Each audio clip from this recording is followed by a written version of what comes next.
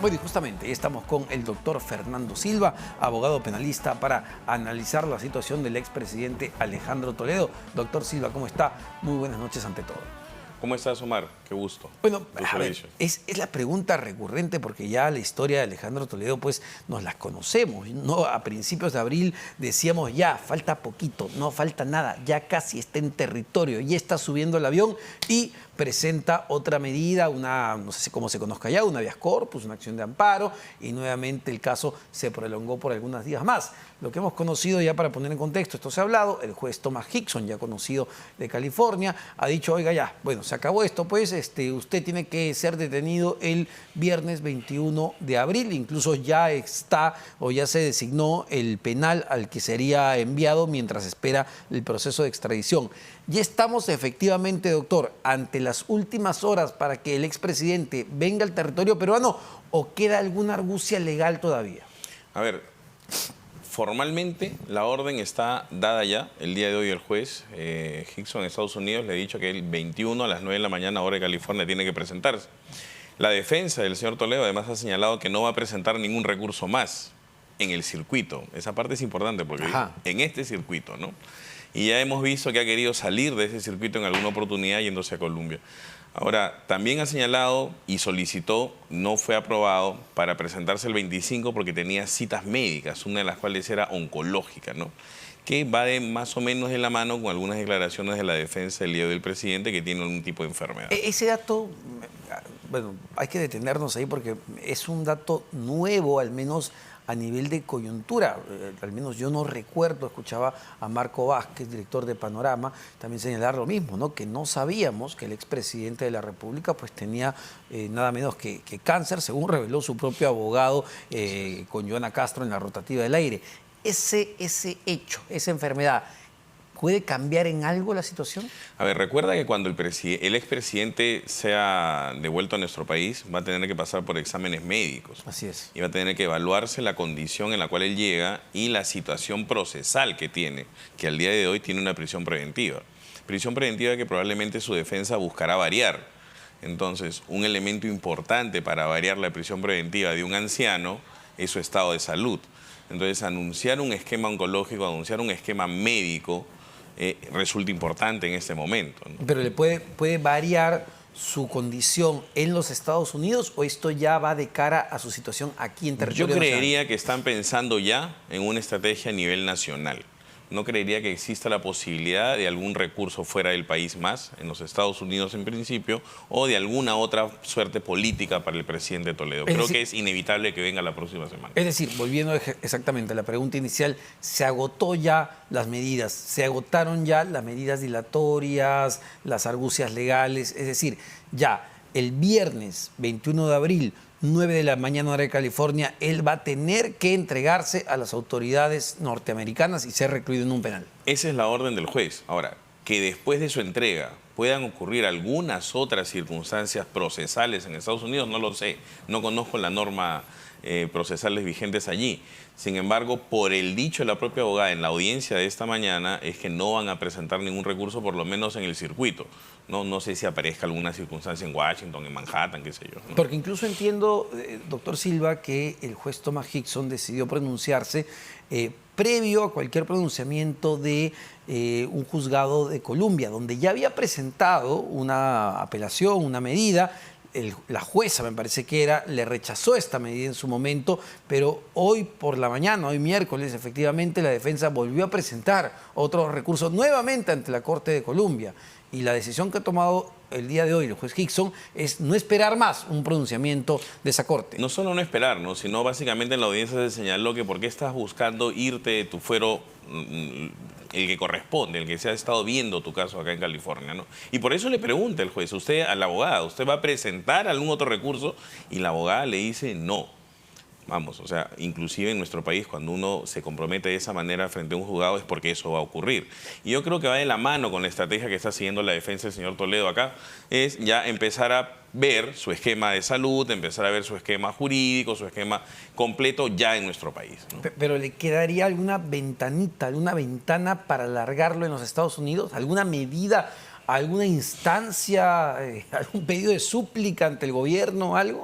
Lo único que queda es una instancia política, Omar. O sea, judicialmente la orden está tomada y judicialmente se ha ratificado hasta en 4 oportunidades. Políticamente es donde hay un solo pronunciamiento, que es del secretario de Estado. ¿Podría variar? Sí. Ahora, es muy difícil que esto varíe, ¿no? Porque ya, digamos, el gobierno... Es una decisión del Estado, el Estado no ya varía se eso. pronunció, Así Joe es. Biden ya, el Tal gobierno cual. ya ha dicho, oye, Yo creo que se tiene que ir. es inevitable que el presidente esté la próxima semana o en los próximos 10 días en el país. Ahora, cuando se busca argumentar que en el sistema de justicia peruano es peor que el de Sudán, peor que el de los países africanos, ¿tiene algún tipo de objetivo con declaraciones de este tipo? Lo que ocurre es que las declaraciones de ese nivel en esa corte lo único que buscan es sensibilizar o buscar un cambio de opinión en el juez. Nosotros, yo particularmente que estoy en el sistema, que peleo en el sistema jurídico nacional, te diría que eso no es correcto. No estamos en unos sistemas judiciales así. Ciertamente hay algunos problemas en la justicia que tenemos de demora y algunas decisiones complicadas, pero en su mayoría el sistema funciona. Ahora, teniendo en cuenta que ya se entrega el día viernes 21 de abril, va a ir, entiendo, a un penal que es el penal de San Mateo. Entiendo que es menos de California, que tendrá condiciones más flexibles que el otro, donde él ya estuvo recluido en algún momento y salió por la COVID-19, dada su condición de salud. Anciano, dicen, ¿no? Anciano, exacto. ¿Qué viene de ahí? ¿Cuántos días pueden pasar hasta que es entregado a las autoridades peruanas? Lo que ocurre es que viene una coordinación netamente política, relaciones exteriores, con el Departamento de Estado de los Estados Unidos, para hacerle los exámenes médicos, la entrega formal y el traslado al país, ¿no? Entiendo. Y ya una vez, digamos, que ocurre eso, ya en este momento, me imagino, con la orden del juez Thomas Hickson, las autoridades peruanas, llámese la policía, llámese el Ministerio Público, que está, entiendo, liderando todo el proceso de extradición hacia el país, ¿tendrían que estar ya en plenos procesos de coordinación en este momento? Yo creería que ya lo están.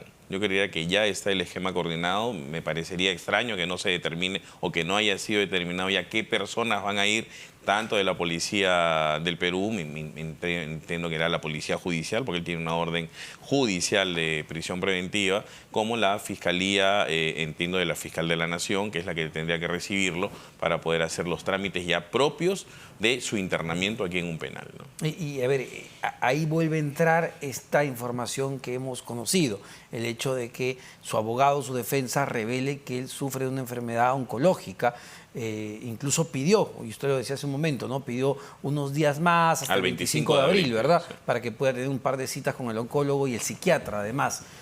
Dada esa condición, ¿podría solicitar no estar preso en la DIROES y tener una especie de arresto domiciliario? Claro, podría solicitarlo además de manera formal. Inclusive en este momento la defensa del presidente Toledo podría solicitar una variación de la prisión preventiva por un arresto domiciliario, dada la edad, dada los estados de salud, que podría acreditar documentariamente en principio hasta que se arme un equipo de medicina legal y determine si efectivamente tiene esa condición. Sin embargo, recordemos que el expresidente Fujimori tiene una condición, creo que más grave que la que han expresado el día de la defensa del señor Toledo, y está preso, ¿no? Eso lo va a determinar un juez. Ahora, evidentemente una prisión es complicada para una persona enferma, ¿no? Claro, pero el hecho de demostrar, porque a ver, sería muy raro, como decía Marco Vázquez en su momento, ¿no? Sería muy raro que la defensa del expresidente mienta con una cosa de ese tipo que es fácilmente demostrable por una junta médica. El hecho de tener una enfermedad oncológica no necesariamente hace que vayas a un arresto domiciliario. No necesariamente hace, pero sí puede ser motivo de una solicitud. Y la intensidad de la enfermedad o la gravedad de la enfermedad la van a determinar los médicos. Es imposible que un abogado como el doctor Su mienta de esa manera. O sea, si hay antecedentes de que el señor está enfermo, el expresidente Toledo, es porque está enfermo. Ahora habrá que ver si es que el tratamiento que requiere esa enfermedad lo puede llevar internado en un penal o no. Esa es la parte. Ahora, claro que hay una gran diferencia entre el expresidente Alberto Fujimori y el expresidente Alejandro Toledo. Fujimori ya tiene una sentencia condenatoria. Así es. En el caso de Alejandro Toledo, él lo que tiene es una prisión preventiva. Así es. Entonces, en esa medida, digamos, ¿sí hace una diferencia la enfermedad? Podría ser uno de los elementos que se tienen que tomar en cuenta para variar la condición de prisión preventiva a un arresto domiciliario que se permite en la norma, ¿correcto? O sea, eso es posible. O sea, no es una cosa jalada de los pelos, es un recurso que los abogados tenemos, o en el caso del abogado del presidente Toledo, tiene para presentar ante el juez que corresponde. Claro, y me pongo a pensar, más que en Alberto Fujimori, que como insisto, ya tiene una sentencia de 25 años, en el caso del expresidente Pedro Pablo Kuczynski. Usted recordará, ni bien sale de la presidencia de la República, lo primero que hace el equipo especial Lavallato es solicitar una medida de prisión preventiva, pero al final por su edad, por sus enfermedades, queda recluido en su casa. Es exactamente el mismo supuesto. Es un expresidente de la República que tiene un procedimiento penal, un proceso penal en trámite, cuya medida cautelar, en el caso del presidente Toledo, es prisión preventiva.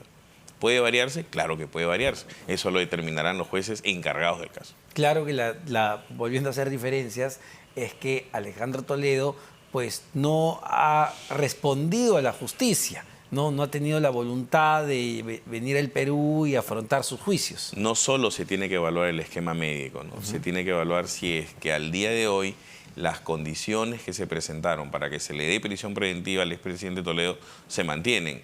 Particularmente creería que sí, ¿no? Sin embargo, eso lo tendría que determinar a nivel del juez y ver cómo la defensa plantea esta solicitud, ¿no? Y dado la gravedad de las acusaciones que tiene el Ministerio Público en su contra, que, a ver, solo para hacer un recordaris, porque es muy importante, es uno de los casos, a él se le acusa de corrupción en el caso de la licitación de los tramos 2 y 3 de la Interoceánica y de haber solicitado 35 millones de dólares a Odebrecht, de los cuales, según la declaración de Barata y Marcelo Odebrecht, se le entregó, me parece, 20 millones de dólares. Le quedaron debiendo ahí 15. ¿Podría pasar sus últimos días tras las rejas, según esta acusación? Sí, claro. O sea, el presidente tiene, además de la acusación de los tramos 2 y 3 de la Interoceánica, tiene un procedimiento muy avanzado ya, que es el procedimiento de lavado de activos por el tema Ecoteva, y tiene otro proceso del cual yo estoy parte involucrada, por eso no podría, digamos, señalarte al respecto, pero que aún no hay acusación, que es el tramo 4. Entonces, en los procesos por los cuales lo están trayendo extraditados son estos dos que hemos hablado al comienzo, y ahí ya tienen una acusación con un pedido importante de prisión, 25 años. O sea, estamos hablando de 25 años de cárcel. Claro. Vamos, no es poca. No es poca. Es un montón, porque estamos hablando de corrupción y lavado de activos. Así es. A ver, y según la información que se tiene, según los testimonios, porque no solo están los testimonios de Barata y de la propia constructora Odebrecht, y me parece que también de la otra constructora brasileña OAS, si no me estoy equivocando, vinculada al tema. Yo te digo que de la información que tenemos, los tramos 2 y 3, la Fiscalía tiene mucha seguridad en su acusación, porque básicamente el corruptor, ¿no es cierto?, que es la empresa Odebrecht, es la que ha revelado cómo realizó estos esquemas, que están apoyados además en otro tipo de pruebas que la Fiscalía tiene, ¿no? Finalmente, para eso fue la colaboración eficaz de Odebrecht. Sí, claro. ¿No? Sin duda, veamos qué pasa, porque ya tenemos un ejemplo de lo que viene pasando en el proceso de Nadine Heredia y Ollantumala con estas declaraciones, ¿no? Que finalmente son las que se tienen que dar a nivel de juicio para lograr una condena. Al día de hoy, esta gente es testigos, colaboradores eficaces, pero en un proceso son testigos. Entonces veamos si se presentan a la declaración. Pero eso es bien importante, porque claro, es decir, lo que ya han declarado no sirve en un juicio. No, sin duda que vale, pero tiene que ser sometido al contradictorio. Y esa es la etapa que falta. Pero claro, pero tenemos además a la versión del testaferro de Alejandro Toledo, Joseph Maiman, que antes de morir decide colaborar con la justicia. Y hacen una declaración que se llama una prueba anticipada. Por eso hacen una declaración como si hubiera sido esa declaración en el juicio, que tiene algún nivel de validez, pero probablemente quedaron algunos vacíos allí, ¿no? O sea, no es tan sencillo como decir ya hay una colaboración eficaz, ya se reveló y ya hay una condena. Eso tiene que ser sometido a un contradictorio, tiene que ser sometido ante un juez de juzgamiento. El juez Richard Concepción Carguancho no es un juez de juzgamiento, es un juez de investigación preparatoria, no es un juez que decide una condena. Eso falta todavía. Y es por eso que se le está llamando al expresidente Toledo para que asista a un juicio donde va a tener y poder defenderse. Es decir, estamos en la etapa muy inicial de un proceso que... Estamos al inicio del juicio.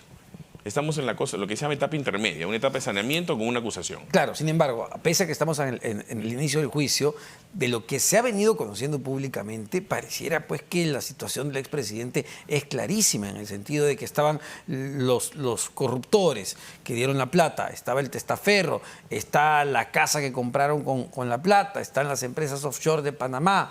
Entonces, el círculo de corrupción parece cerrado de alguna manera. Aparentemente sí, Omar. Sin embargo, cuando uno asume a veces la defensa de un caso, yo no defiendo al presidente Toledo, ¿no? Pero cuando uno asume la defensa de un caso y logra encontrar algunos vacíos probatorios, puede argumentar falta de pruebas también. Por eso es importante que estas colaboraciones se materialicen en declaraciones dentro del juicio. ¿Y cuál es la principal preocupación aquí? Que finalmente, evidentemente no Joseph Maiman, que ya adelantó su colaboración ante su grave estado de salud en el que se encontraba, pero ¿cuál es la preocupación? Que los de Odebrecht decidan echarse para atrás. Bueno, ellos tienen una obligación judicial, tienen una sentencia que los obliga a declarar y hay acuerdos de cooperación internacional además, ¿no? Creería que eso no va a pasar. Pero hemos visto ciertos problemas, usted lo decía, ¿no? Con el expresidente Humala y Nadine Heredia. ¿No? De hecho, han programado la declaración de estas personas para septiembre, ¿no? O sea, estando en un juicio ya septiembre, probablemente sea la última oportunidad que tengan para declarar. Si no declaran, eso deja a la Fiscalía con un vacío enorme en el proceso, porque un juez no va a poder sentenciar nada si no escucha directamente a un testigo. Pero usted me dice entonces, doctor, que en estos casos, incluso en el caso de Alejandro Toledo, que es diferente a los casos, por ejemplo, de financiamiento de campaña, que es el que se le sigue a Ollanta Humala y a Nadine Heredia, en el caso de corrupción, de que yo te entregué plata para que tú me des una obra, ni siquiera tenemos garantizado o dependemos tanto de lo que digan los brasileños. Al día de hoy está garantizada por el convenio, los convenios internacionales y por la sentencia de colaboración eficaz. Las personas que han sido declaradas colaboradores eficaces tienen la obligación de asistir al juicio. O sea, al día de hoy, si tú me preguntas, está garantizado. Pero ¿y si no quieren? ¿Y si se echan para atrás? Ya estamos a septiembre en el otro juicio, no sabemos. ¿Pero se cae el proceso? No se cae, sino que se queda sin ese elemento de prueba. La Fiscalía, estoy seguro, debe tener otras declaraciones, otras personas que participaron en estas supuestas coimas, otros elementos que permiten acreditarlas. Ahora, y rápidamente, porque también es importante no olvidar el rol que tuvo la ex primera dama Eliane Carp en todo esto, porque incluso en un momento involucran a la propia madre, que ella es la que puso la plata, es un préstamo. Amenazan a PPK incluso. Y amenazan a PPK, claro, que se calle. ¿Cómo avanza? O sea, ya el cuadernillo de extradición para Eliane Carp también se presentó. Eso es mucho más difícil dado que ella es una ciudadana de Israel. No, porque ella está en territorio estadounidense, ella se va a tener que someter a las normas exactamente igual al expresidente Toledo. Cuando le toque el turno de presentarse al proceso, defender el pedido de extradición, sus abogados allá, va a pasar exactamente el mismo ítem y el mismo procedimiento. ¿Cuánto? A ver, porque esto es importante viendo los otros casos, y ya me refiero a los casos de corrupción. Se frustró el caso del expresidente Alan García. Ya recordamos que iba a ser detenido, decidió quitarse la vida justamente para evitar una detención preliminar cuando la policía llegó. Está el caso de Susana Villarán también, a quien se le acusa de corrupción porque era alcalde de Lima cuando el dinero ingresaba. En los casos de corrupción, no de financiamiento, ¿cuánto pueden tardar esos procesos con lo que ya se ha venido conociendo? Lo que ocurre es que tenemos normas que permiten inclusive casos de hasta 72 meses, ¿no? Es una barbaridad, pero las normas existen. Tú puedes decir lavado de activos, criminalidad organizada y ya tienes 3 años de investigación. Yo creo que eso está mal, eso debería regularse. Es demasiado tiempo que se le da a la Fiscalía. Ningún caso es tan complejo para 5 años o 6 años o 3 años de investigación. Lo que dice la Fiscalía cuando se les hace esta pregunta es que, bueno, pero la defensa, los abogados como ustedes, son los que interceden y meten recursos y dilatan el proceso y dilatan el proceso. Es que es parte del esquema procesal. O sea, si yo tengo los recursos que la ley me permite, yo los tengo que usar como abogado en la defensa. Imagínate que no lo haga, ¿no? ¿Cómo quedas frente a tu cliente, ¿no? Lo que no puedes hacer es abusar de esos recursos. Y en cuanto tú empiezas a abusar de esos recursos, la Fiscalía tiene todos los recursos también para sancionarte como abogado.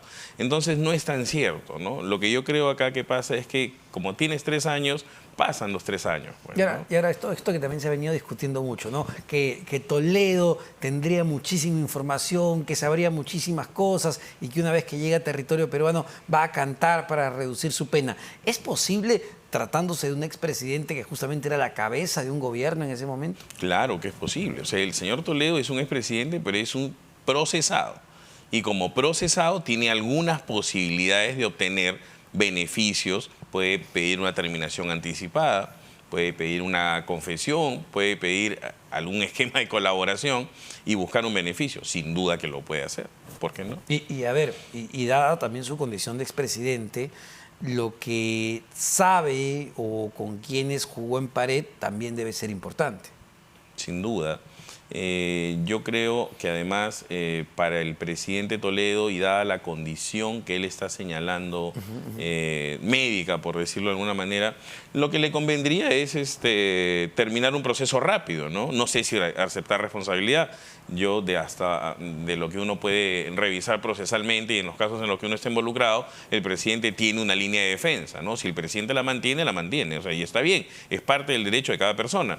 Pero si él quiere evitarse un trance así y efectivamente tiene alguna información, podría usarla para obtener una pena menor o disminuir algún delito o lo que fuera en ese momento, ¿no? Muchísimas gracias, doctor Fernando Silva, abogado penalista, sobre esta situación. A ver,